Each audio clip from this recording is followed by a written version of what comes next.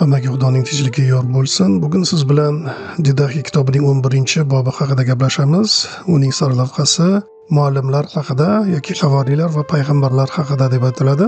Kimdir kelib bundan oldin, ya'ni yuqorida qayd etilgan narsalarni sizga o'rgatsa, uni qabul qiling. Lekin ta'lim beruvchining o'zi to'g'ri yo'ldan ozib ketib, shu ta'limotni ag'daradigan o'zga ta'limotni o'rgata boshlasa, unda unga quloq solmang. Biroq agar u solihlik va Rabbimizning bilimi ko'payishi maqsadida ta'lim berayotgan bo'lsa, uni Rabbimizni kabi qabul qiling. Havoriylar va payg'ambarlarga kelganda esa xushxabarda yozilgan buyruq bo'yicha ish tuting. Oldingizga kelgan har qanday havoriyni Rabbimizni qabul qilganday qabul qiling. Lekin u siz bilan bir kundan ortiq qolmasin. Agar muhtojligi bo'lsa yana bir kun qolsin, biroq 3 kun qoladigan bo'lsa, u soxta payg'ambar bo'ladi. Ketayotib havoriy o'ziga kerakligicha, keyingi tunab qoladigan joyigacha yetarli nondan bo'lak boshqa hech narsani ko'tarib ketmasin yoki qabul qilmasin. Lekin agar u sizdan kumush yoki pul talab qilsa, demak u soxta payg'ambar bo'lib chiqadi.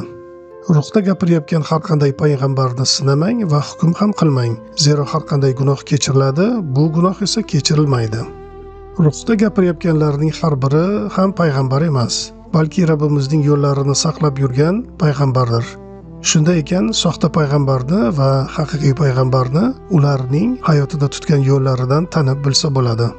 Har bir payg'ambar ruhda gapirib, dasturxon yozilishi kerak desa, o'zi undan, ya'ni shu ovqatdan yemaydi. Lekin agar u soxta payg'ambar bo'lsa, undan, ya'ni ovqatdan yeydi. Agar payg'ambar haqiqatni o'rgatsa-yu, o'zi o'rgatgan narsalarini amalda bajarmasa, u soxta payg'ambar bo'ladi. Biroq haqiqiy deb tanilgan payg'ambar dunyo jamoatining sirlarida qatnashsa-yu, o'zi qilgan ishlarga boshqalarni o'rgatmasa, uni hukm qilmang. Chunki uning hukmi Xudoda.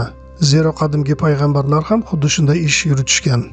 Agar kimdir ruhda quyidagicha gapirsa, menga kumush yoki pul yoki yana nimadir ber desa, unga quloq solmanglar. Lekin u boshqalarga xayr sadaqa berish kerakligini aytsa, unda uni mahkum qilmang. Shu yerda videoni tugataman, chunki bob ham tugadi. Hammangizga Xudoning tinchligini yor bo'lsin deb qolaman. Xayr.